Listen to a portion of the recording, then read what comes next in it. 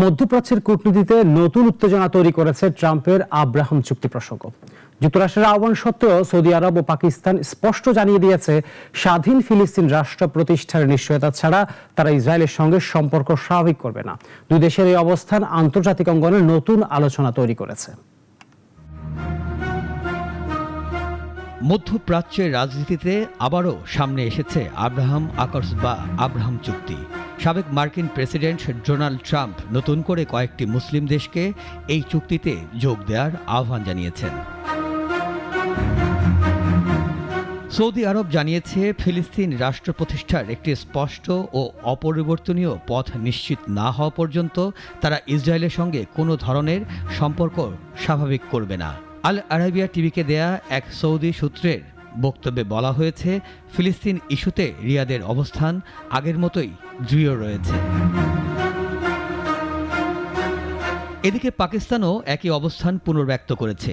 দেশটির প্রতিরক্ষামন্ত্রী খাজা মোহাম্মদ আসিফ বলেছেন, পাকিস্তান এমন কোনো চুক্তিতে যোগ দেবে না যা দেশের মৌলিক আদর্শের সঙ্গে সাংঘর্ষিক। তিনি আরও প্রশ্ন তুলেছেন, যাদের কথার ওপর একদিনের জন্য আস্থা রাখা যায় না, তাদের সঙ্গে কিভাবে স্থায়ী সম্পর্ক সম্ভব?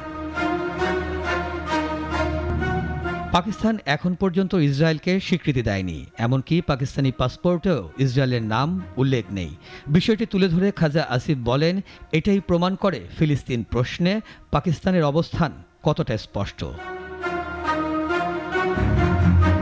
সম্প্রতি ট্রাম্প সৌদি আরব, কাতার, পাকিস্তান, মিশর, জর্ডান ও তুরস্ক সহ কয়েকটি দেশকে আব্রাহাম চুক্তিতে যোগ দেওয়ার আহ্বান জানান। তিনি বলেন, যুক্তরাষ্ট্র ও ইরানের মধ্যে সম্ভাব্য সমঝোতার অংশ হিসেবেও এই চুক্তিতে আরও দেশকে যুক্ত হওয়া উচিত। আব্রাহাম অ্যাকর্ডস মূলত 2020 সালের ট্রাম্প প্রশাসনের মধ্যস্থতায় শুরু হয়। এর মাধ্যমে সংযুক্ত আরব আমিরাত, বাহরাইন, পরে মরক্কো ও সুদান ইসরায়েলের সঙ্গে সম্পর্ক স্বাভাবিক করে। তখন থেকেই যুক্তরাষ্ট্র চাইছিল সৌদি আরবও এই উদ্যোগে যোগ দিক। কিন্তু 2023 সালের অক্টোবর থেকে গাজা যুদ্ধ শুরু হওয়ার পর পরিস্থিতি বদলে যায়। সৌদি আরব ইসরায়েলের সঙ্গে চলমান আলোচনা স্থগিত করে দেয়। রিয়াদ স্পষ্ট জানিয়ে দেয়, স্বাধীন ফিলিস্তিন রাষ্ট্র ছাড়া কোনো সম্পর্ক স্বাভাবিকীকরণ সম্ভব নয়। ট্রাম্প প্রশাসন নতুন করে আব্রাহাম অ্যাকর্ডস সম্প্রসারণের চেষ্টা করলেও ফিলিস্তিন প্রশ্ন উপেক্ষা করে সৌদি আরব ও পাকিস্তানের মতো প্রভাবশালী মুসলিম দেশগুলোর সমর্থন পাওয়া ওয়াশিংটনের জন্য বড় চ্যালেঞ্জ হয়ে দাঁড়িয়েছে। মিরাজ মিজু, নাগরিক।